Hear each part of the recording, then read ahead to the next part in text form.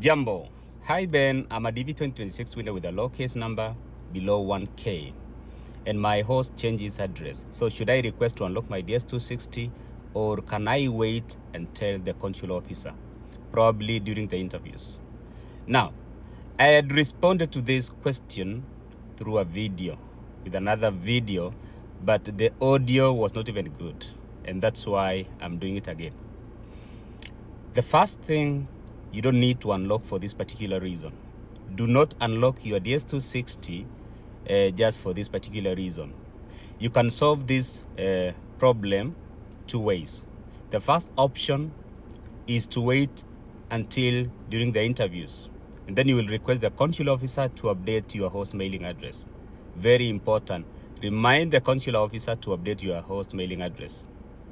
Yes, and I would suggest that you can have the printed mailing address of your host, or you can write it down clearly and it should be legible. And then you give it to the CO. Probably you'll be asked, okay, do you want to update your host mailing address? You may be asked that, or you may not be. But make sure you remind that person to update your host mailing address. Unit number 1. Why are we updating host mailing address? While filling the DS260, you are required to put your host mailing address.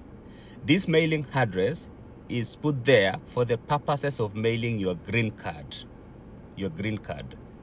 2, it's for the purposes of mailing your social security card.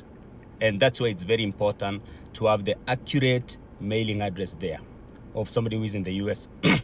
Sometimes, I know for the purposes of early submission of DS260, sometimes you may use a different mailing address from the person who will end up hosting you. Case study, my example. I'm a DV 2023 Diversity Visa Lottery winner, and while filling the DS260, I had no host. And that's the time I requested a friend of mine who is in the US to give me his mailing address. And I used that to submit the DS260. It was okay. During the interviews, okay, along the way, I got a host who provided affidavit of support. During the interviews, the consular officer asked me, okay, between these two people, I can see there is somebody in the DS260, you've written the mailing address there, and then there is also this person who has filled your affidavit of support I-134 form.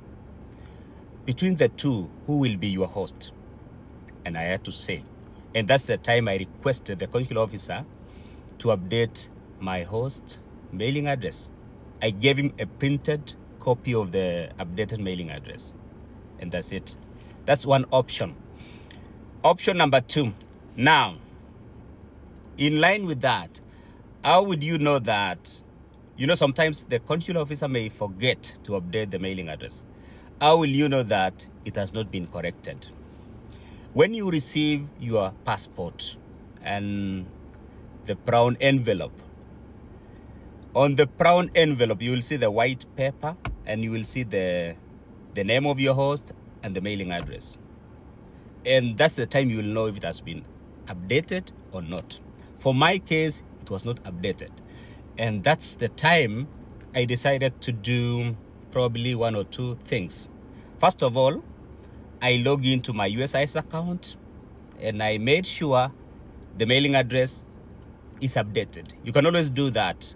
You know, when paying for green card, $220 US, it's obvious that you will create a USIS account. It's easy. Don't ask me how. It's easy to create a USIS account. And in there, make sure the mailing address is correct. That's where your green card will be sent to. That's for the green card. For the overall thing about maybe green card and social, the other option number 2 of solving this is at the port of entry.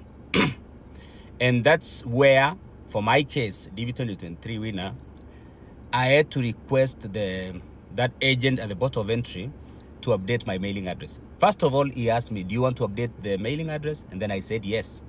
And then I gave him the printed copy of the mailing address. Why is it printed? Because I never wanted to make mistakes Yes, unajua hizi majina za hapa complicated, so you have to make sure it's written correctly the way your host wanted it. Two options: at the embassy and then at the port of entry. You can do that, and then you can also additionally you can do that also using your USIS account. But the problem with that is that you never know that. That's for the purposes of green card. You never know that your social security will be able to read that, the updated address. No, just make sure at the embassy or at the port of entry, that's where you update the mailing address. Yes, that's the answer to this particular question. It's an important question because it's where your green card will be mailed to. It's where your social security card will be mailed to. Yeah. And it's possible to submit the DS-260 with a different mailing address. And some people even have used the KCC mailing address. And maybe somebody may ask, where do I get the KCC mailing address? It's found on your winning notification letter. I think top left somewhere there, you will find the KCC mailing address. You can use that to submit your DS-260. And then as you continue to search for the host, when you get the host, during the interviews, request the consular officer to update the mailing address. Very easy. It's acceptable. You don't need to unlock. The problem with unlocking is that you may delay the processing of your case, especially if you have a lower case number like this person, 1K. For my case, I had a lower case number. It was 1392, which is a lower case number. I was among the first people to be interviewed for DV 2023. The same case, this person will be among the first in October. The first interviews are always done October somewhere there for every DV lottery. And the interviews for that particular DV lottery will end by September 30th of the next year. For example, DV 2026, October will be the start of fiscal year. That's the start of interviews. And then it will end on September 30th, 2026. And that's why DV 2026 is called DV 2026, because it starts on, the interview starts on fiscal year 2026. Here in the US, government fiscal year starts October and it ends September 30th of the subsequent year. And that's why you get the naming convention. Yes, kumekuwa na confusion. Somebody is telling me, okay, I applied in 2025, I applied in 20... Hawajui hata kama hawa ni DV 2025 or DV 2026. You have to know. Like let me give you a hint. Like the next one is called DV 2027. Why is it called DV 2027? This year, October, application for DV 2027 itafanyika. It will be done. But this DV 2027, the first interviews will happen next year, 2026, October.